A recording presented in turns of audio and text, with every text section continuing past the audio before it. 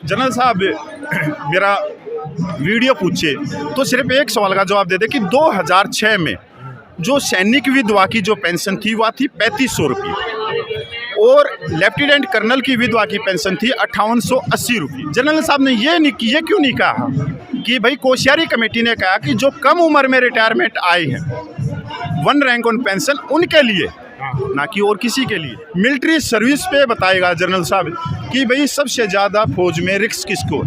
General VK Singh, उनकी एक video viral हुई थी 30 तारीख को, जब पूर्व सैनिक ज्ञापन देने गए थे तो उन्होंने कहा कि 94% जो है 96% जो है वो ऑलरेडी जवानों को मिल रहा है, 4% जो है अधिकारी लेते हैं पैसा, जो पेंशन का पैसा है। तो इस पर क्या कहेंगे? क्या जनरल साहब को अनजाने में बयान दिया गया है, जानबूझ के? नहीं, देखो जनरल साहब को बहुत ही समझदार है जनरल साहब रहे हैं, वो उनको थोड़ा सा नहीं है, वो थोड़ी उनकी भूल है ना, तो उनको भूल पड़ जाती है।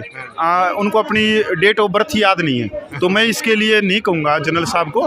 तो देखो बुजुर्ग है, बुढ़ापे में है और दिमाग से भाई निकल जाती है कई चीज़ें कि भाई क्या है क्या नहीं है। तो जो जनरल साहब हैं उनको कोई पूछने वाला हो कि 42,700 करोड़ रुपया वन रैंक वन पेंशन में मिला, उसमें से 2% से 8% जो पैसा है वो गया सिर्फ जवान जेसीयू को, जो 97%, और उसका 28% से 32% 42,700 करोड़ में गया अधिकारियों के पास में। 20 जनवरी को 23,000 करोड़ रुपया वन रैंक वन पेंशन के सेकेंड रिवीजन में दिए, वो बढ़कर हो गए 28,000 करोड़ रुपया। उसमें से जो प्रीमेच्योर है, जो रिटायरमेंट है, जो कम उम्र में सर्विस करके आते हैं वो बाहर है। जेसीओ रैंक सेकंड कड़ी होती है सेना की, वो बाहर है। विधवा जो पेंशनर हैं उनकी 650 रुपये की बढ़ोतरी है, वीर नारियों की 1% की बढ़ोतरी नहीं। तो जनरल साहब कह कैसे दे सकते? दूसरा एक सवाल, अगर जनरल साहब मेरा वीडियो पूछे तो सिर्फ एक सवाल का जवाब दे दे कि 2006 में जो सैनिक विधवा की जो पेंशन थी वह थी 3500 रुपये और लेफ्टिनेंट कर्नल की विधवा की पेंशन थी 5880 रुपये। टोटल दोनों में फ़र्क था 3500 रुपये का, 2380 रुपये का। 2006 से 2023 के अंदर लेफ्टिनेंट कर्नल की जो विधवा की जो पेंशन थी 5880 रुपये से आज चली गई है 54,000 प्लस DA 72,000 से अब। और जो जवान की जो विधवा जो ले रही थी 3500 रुपये, वह आज 2023 में ले रही है 12,500। तो कैसे गई?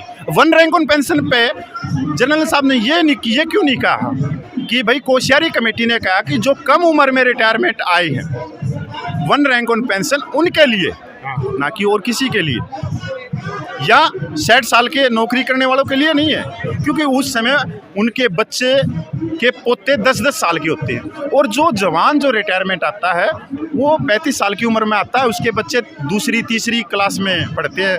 बहुत सारे बच्चे तो होते भी नहीं, बाद में होते हैं, वो रिटायरमेंट आ जाता है जब तो उसके बच्चे होते हैं। तो ये भी देखो, मिलिट्री सर्विस पे बताएगा जनरल साहब कि भाई सबसे ज़्यादा फौज में रिस्क किसको, ऑफिसर को या जवान को, जो फर्स्ट में रहता है, फर्स्ट लाइन पे रहता है सबसे ज़्यादा। ये जो जेसीओ जाते हैं धरने में, ये सब कहते हैं, आपने देखा ना, ये कभी ये जेसीओ साहब कभी नहीं कहते, ये कहते हैं कि हमारा जो जवान है वो फर्स्ट लाइन में खड़ा रहता है, हम भी उसके पीछे आते हैं, और उससे पीछे जो बेस में है, जो कई किलोमीटर नीचे, उसके बाद में ऑफिसर आते हैं। तो क्या सांसद जी ऐसा जानबूझ के कर रहे हैं? क्योंकि वो तो सांसद भी हैं, मंत्री भी रहे हैं। उन्हीं ने सोचना था। हाँ। उनको सोचना था। देखो उनके लोकसभा सांसद है, बहुत सारे सैनिक भाई होंगे, उन्होंने वोट दिया है एक विश्वास के साथ में कि भाई हमारे सांसद है, जनरल साहब हैं, ये हमारी बात को लेके जाएंगे। पर मैंने नहीं देखा, मेरे ख्याल में 10 साल हो जाएंगे उनको सांसद बने हुए, मैंने आज तक कोई पर्सन उनका उठता नहीं देखा जवानों के लिए, सैनिकों के। और सैनिकों के लिए ये उनकी जायज़ मांगे, इसमें जनरल साहब को तो आगे बढ़कर, क्योंकि भाई देखो जनरल साहब होता है ना, फौज का पिता होता है, वो बस उस चीज़ को भी भूल गए कि मैं पिता हूँ।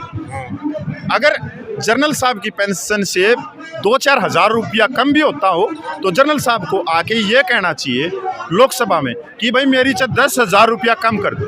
पर जो मेरी सैनिक माता बहनें, जो सैनिक विधवाएं हैं, जो 12,500 रुपये में गुजारा कर रही हैं, उनकी पेंशन अप करो। उनकी 30% पेंशन नहीं मिलनी चाहिए, 50% मिलनी चाहिए। तो जनरल साहब को जवान सराखों पे बिठा लेंगे।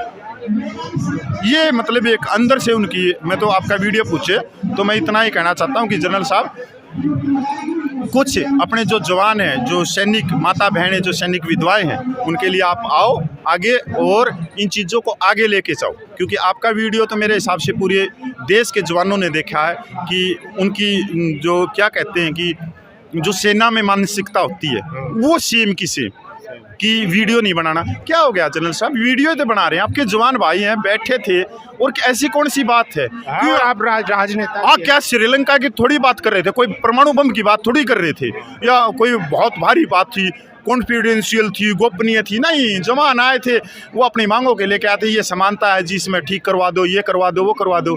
और अच्छी मान लो उसको जनरल साहब को लोकसभा में नहीं भी बोलना था तो वो ये कह सकते थे कि भाई आपकी मांगे जायज़ है उस कमरे के अंदर, और चाहे वो लाइव वीडियो चल रही हो, और मैं इस मांग को लेके रक्षा मंत्री के पास में भी और माननीय प्रधानमंत्री के पास में भी जाता हूँ, उसके बाद में चाहे उनके मांग पत्र के ऊपर वो समोसा रख के खा लेते, क्या दिक्कत?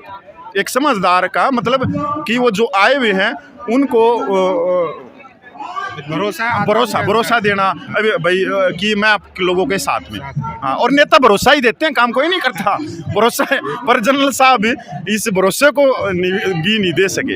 हाँ, क्योंकि अभी मेरे ख्याल में थोड़ा वो सही रह गई, अभी नेता थोड़ी और कसर रह गई। हाँ, आपका बहुत बहुत धन्यवाद भाई। Thank you. तो ये थे कपिल जी जो लगातार यहाँ से संचालन कर रहे हैं धरने का, और आपने सुनी बातें, और जो जनरल वीके सिंह की जो वीडियो वायरल हुई है उन पर इन्होंने दो टूक कही और साफ साफ जनरल वीके सिंह तक वीडियो पहुँचाने की बात कही है। तो आप लोग ये बात जो है जनरल वीके तक पहुँचा दीजिए। बाकी आप लोगों की क्या राय, अपनी राय जरूर दीजिए। शुक्रिया।